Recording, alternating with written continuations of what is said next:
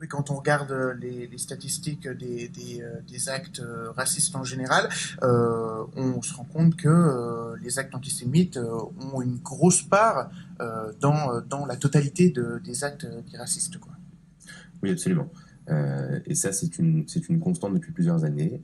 On voit bien que la population juive, qui représente à peu près 1% de la population française, a été concernée, par exemple, en 2014, en 2015, par près de 50% des actes à caractère raciste dans leur globalité. Ça montre bien qu'il y a un problème dans notre pays avec l'antisémitisme, un problème qui a été en partie travaillé par le gouvernement, par les organisations qui luttent contre le racisme et l'antisémitisme.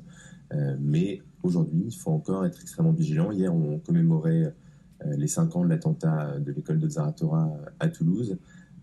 Et 5 ans après, des mesures ont été prises, mais la vigilance est de mise, en particulier en période d'élection présidentielle, où on sait bien que ça donne lieu à des relents d'antisémitisme dans le discours politique. Est-ce que justement, c'est pas un peu trop politisé, tous ces...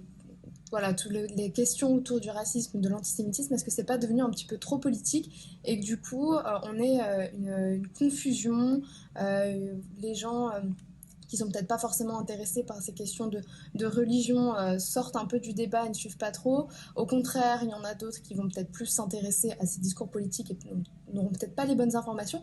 Est-ce que tout ça n'est pas devenu un peu trop politique?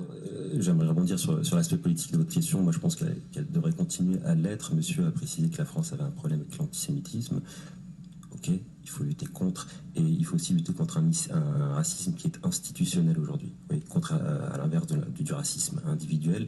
Vous savez, c'est celui qui silencieusement comme ça maintient des différenciations ethniques, des inégalités ethniques, qui est inscrit dans le fonctionnement de nos institutions. C'est celui-là qu'il faut condamner aussi. Est-ce qu'aujourd'hui, quelqu'un qui, pour sa couleur, un blanc par exemple, une personne de couleur blanche, ne trouve pas de travail parce qu'il est blanc? Est-ce qu'un blanc ne trouve pas de logement parce qu'il est blanc? Je ne dis pas qu'il n'y a pas de racisme anti-blanc non plus. Attention, comme vous l'avez dit, pas de concurrence dans les racismes. Je ne vois pas l'intérêt de faire ça. Mais il y a, vous pourrez rebondir sur votre question. Je crois qu'il faut encore rendre la question encore plus politique, justement pour lutter contre ce racisme institutionnel. Et là, si on devait faire des chiffres et qui était en nombre le plus victime de ce racisme institutionnel, je crois qu'autour de la table, on a la réponse. Très bien, merci beaucoup. En tout cas, merci à vous d'avoir participé à ce débat qui était riche.